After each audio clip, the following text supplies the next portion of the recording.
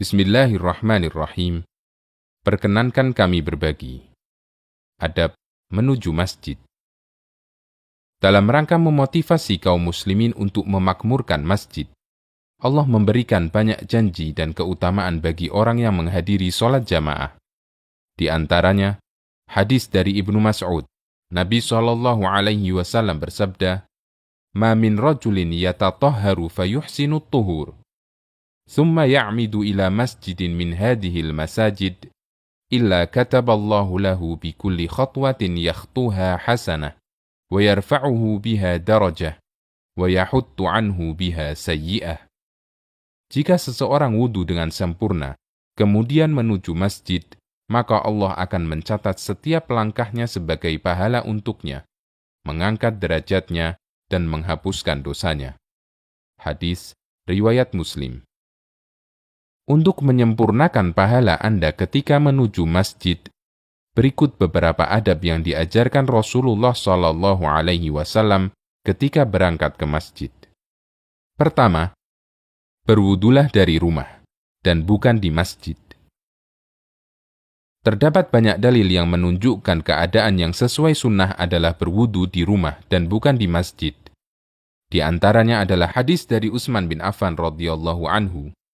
Nabi SAW bersabda, "Man tawadda'a lis-salati fa asbaghal wudu'a, thumma masya ila as-salatil maktubah, fa shallaha ma'an nasi, aw ma'al jama'ati, aw fil masjidi, ghafarallahu lahu dhunubahu." Siapa yang berwudu untuk salat, dan dia sempurnakan wudunya, kemudian dia menuju masjid untuk salat fardu, lalu dia ikut salat berjamaah, atau sholat di masjid, maka Allah mengampuni dosa-dosanya. Hadis riwayat Muslim. Zahir hadis ini, wudu tersebut dilakukan sebelum berangkat menuju masjid.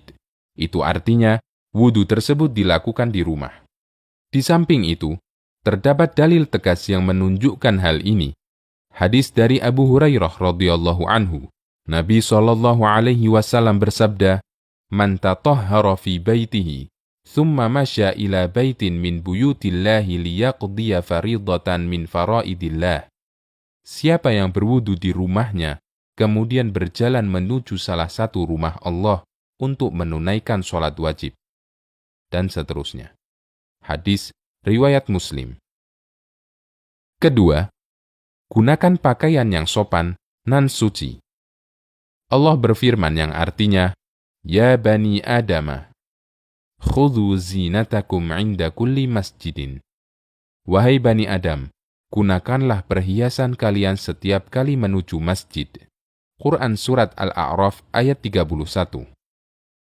Sebagai orang yang beriman, seharusnya kita merasa malu ketika mengenakan kaos atau pakaian tidak sopan ketika menuju masjid, sementara kita sadar bahwa kita hendak menghadap Allah. Ketiga, bacalah doa ketika keluar rumah. Di antara doa yang disyariatkan adalah Bismillahi tawakkaltu 'alallahi, la haula wa la quwwata illa billah. Dengan nama Allah, aku bertawakal kepada Allah. Tiada daya dan kekuatan kecuali dengan Allah. Membaca doa ini ketika keluar rumah memiliki keutamaan besar. Sebagaimana disebutkan dalam hadis Anas bin Malik radhiyallahu anhu, bahwa Nabi SAW bersabda, apabila ada orang yang keluar dari rumahnya, kemudian dia membaca doa di atas, dikatakan kepadanya, kamu diberi petunjuk, kamu dicukupi, dan kamu dilindungi. Maka setan-setan pun berteriak. Kemudian ada salah satu setan yang berkata kepada lainnya, bagaimana kalian bisa menggoda orang yang sudah diberi petunjuk, dicukupi, dan dilindungi?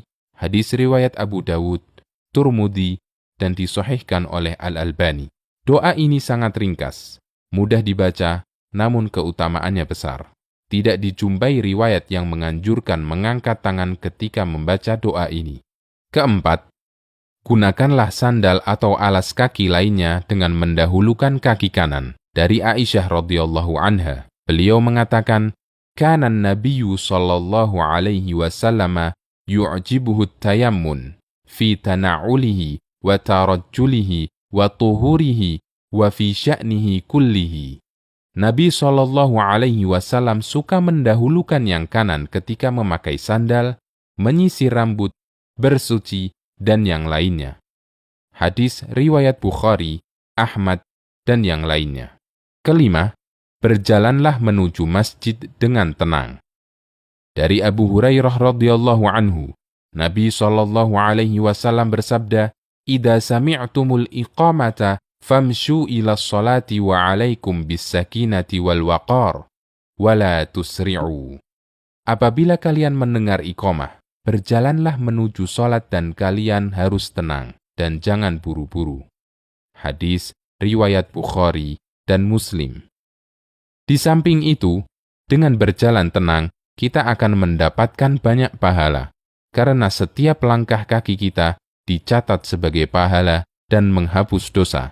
Di antara hikmah larangan terburu-buru ketika sholat, agar kita tidak ngos-ngosan ketika melaksanakan sholat. Nafas tersengal-sengal ketika sholat bisa menyebabkan sholat kita menjadi sangat terganggu. Keenam, membaca doa ketika menuju masjid. Di antara doa yang diajarkan Nabi SAW adalah, Allahumma ja'al fi qalbi nura, wa fi basari nura, wa fi sam'i nura, wa an yamini nura, wa an yasari nura, wa fawqi nura, wa tahti nura, wa amami nura, wa khalfi nura, wa ja'alli nura.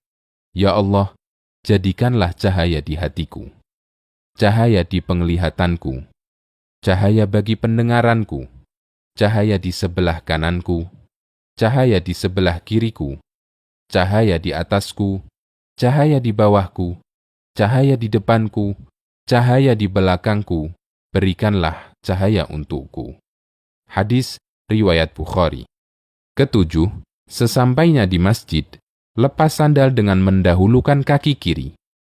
Sunnah ini dinyatakan dalam hadis Abu Hurairah radhiyallahu anhu. Nabi SAW bersabda, "Idan ta'ala ahadukum falyabda' bil yumna, wa idza khala'a falyabda' bis shimal." Apabila kalian memakai sandal, mulailah dengan kaki kanan, dan jika melepasnya, mulailah dengan kaki kiri. Hadis riwayat Bukhari dan Muslim. Kedelapan, masuk masjid dengan mendahulukan kaki kanan. Dari Aisyah radhiyallahu anha, beliau mengatakan, Nabi SAW suka mendahulukan yang kanan ketika memakai sandal, menyisir rambut, bersuci, dan yang lainnya. Hadis riwayat Bukhari, Ahmad, dan yang lainnya.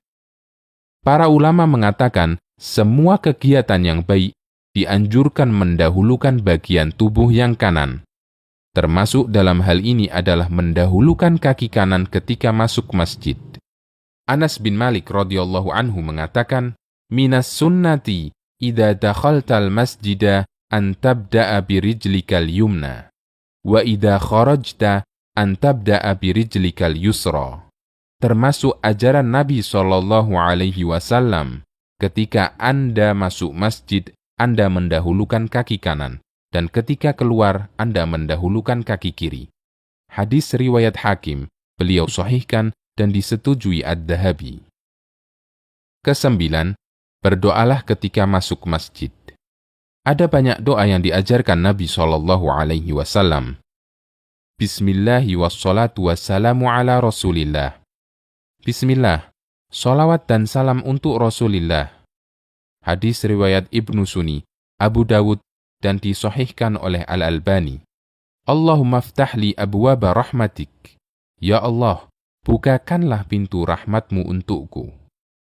Hadis riwayat Muslim.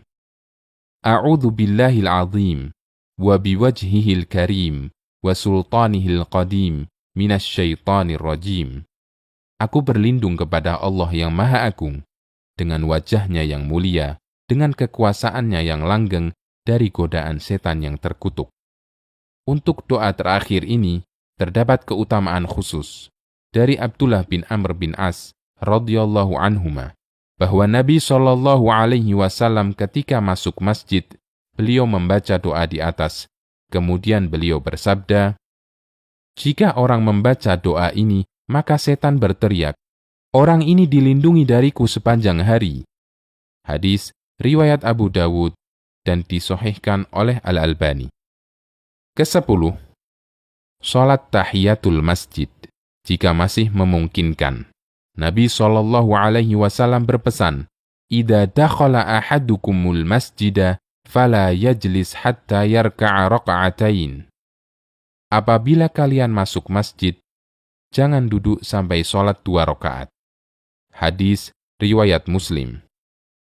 Itulah sholat tahiyatul masjid.